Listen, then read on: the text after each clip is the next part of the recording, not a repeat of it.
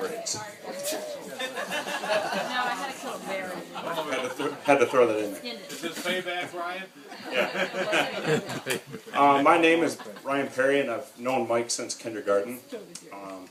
For those of you who know me, you might be positing that there are plenty of kindergartners out there more qualified for giving this speech, but Mike went with me anyway. He's allowing me a shot of vengeance since last year he gave my commencement speech.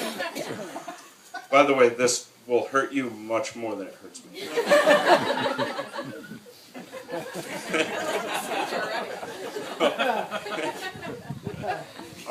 Today we formally inducted Mike and Maureen into the exclusive club of people who get to annoyingly ask their friends, when are you going to propose to her?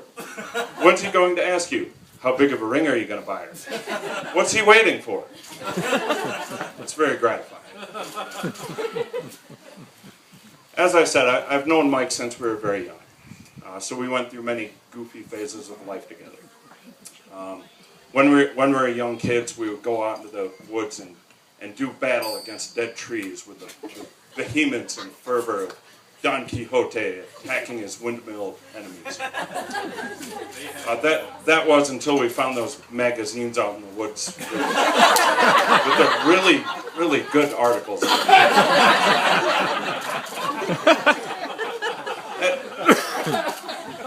At about the age where we were getting our learner's permits, we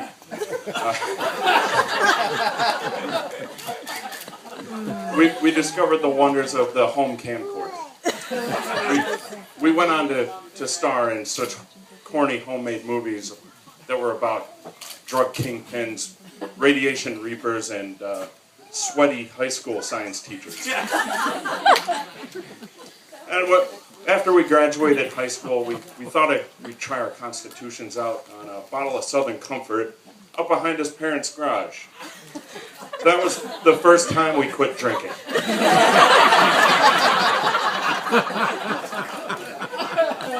One of Mike's most admirable qualities is his determination. Mike does not readily bow down to or give up on challenges. Look no further than his dog, Nico. Nico is not your ideal starter dog. He's difficult, socially awkward, and could intimidate Chuck Norris. Mike took Nico into his home and has made him into one of the friendliest, lickiest dogs you could ever meet. No peanut butter required. On a recent trip to Sunday River, where we went skiing and snowboarding, Mike's knuckle dragger, Mike was absolutely adamant to launch himself off the largest jump on the mountain.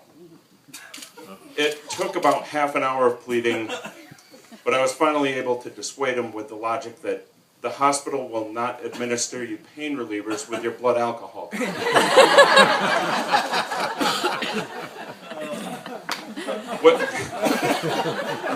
When we were in college, Mike and I were challenged to streak a college campus. Of course, when we got to our destination, we found ourselves locked out because the keys were back in our pants. Oh, by the way, I got you something to hide behind next time.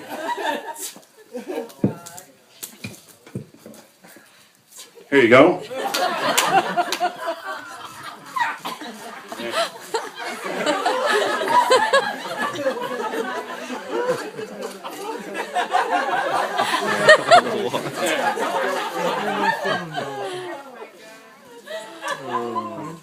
It's been pounded into your heads by now, but Mike and Maureen are pretty much polar opposites as sports fans.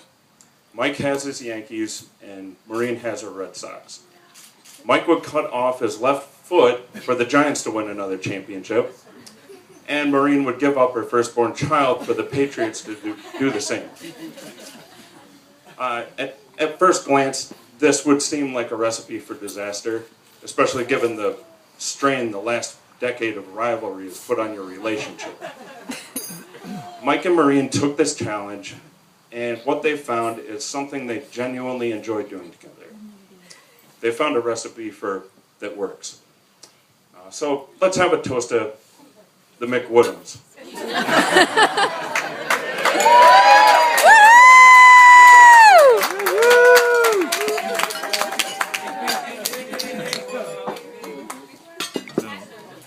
I'm afraid.